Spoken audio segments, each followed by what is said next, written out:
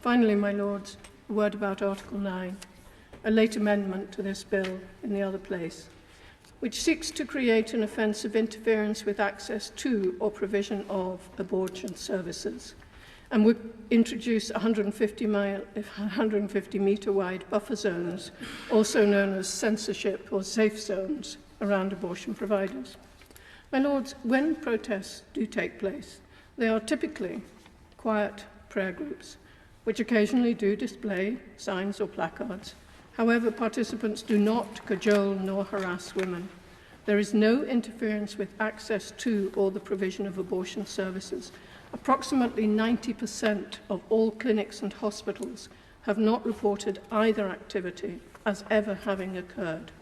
According to the findings of the 2018 Home Office review, a blanket ban around abortion clinics, my Lords, would be disproportionate. It would be a denial of the right to freedom of expression. It is unnecessary, and it could even be harmful.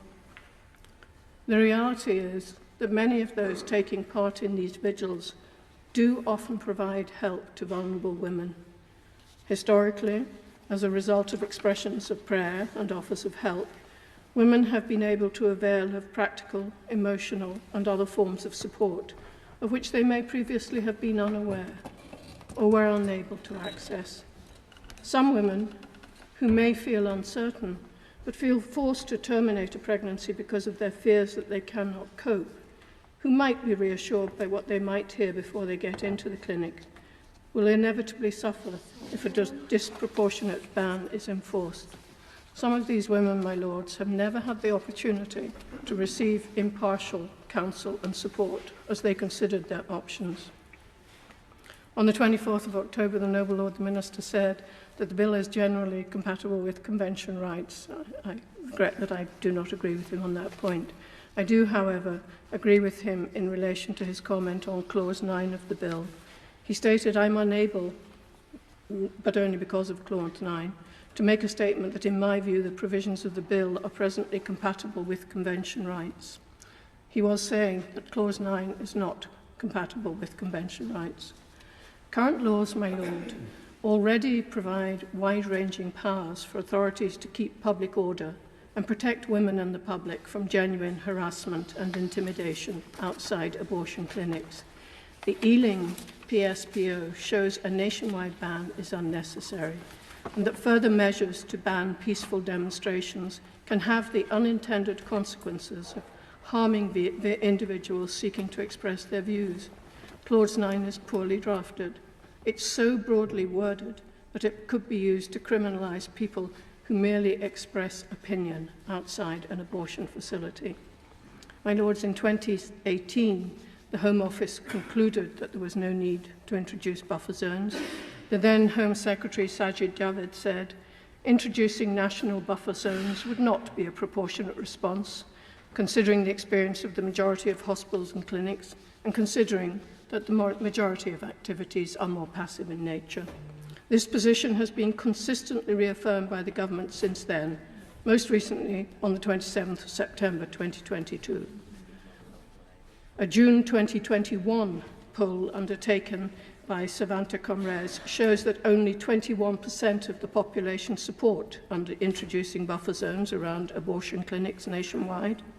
A majority support either having no restrictions on speaking about the issue of abortion outside abortion clinics or restrictions in line with current legislation. Clause 9 is not only not convention compatible, but it's also disproportionate, as police officers already have the powers to intervene. If a vigil was calling harassment or harm, they can intervene under the Public Order Act, the Protection from Harassment Act, the civil provisions of the Public Space Protection Order, and the Crime and Policing Act 2014. A person guilty of these offences would be liable in the first instance to imprisonment of up to 6 months and/or an unlimited fine, and in further instances to up to 2 years imprisonment and/or an unlimited fine. The offences, my Lord, vary from seeking to influence, advising, persuading, informing, to persistently, continually, or repeatedly occupying the area within the proposed buffer zone. My Lords, we value and believe in free speech. Surely we do not think it's appropriate to criminalise those who seek to exercise their rights. I realise that it's a 9-minute advisory time, but could I ask the noble lady to bring it to an end, please? Thank you. Shortly, yes, my lord.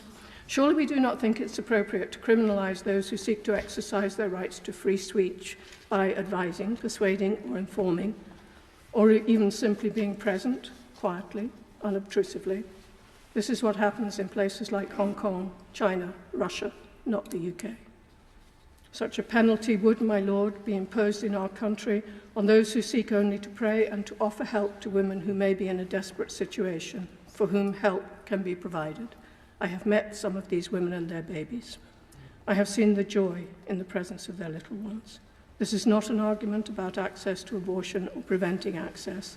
That right exists in law.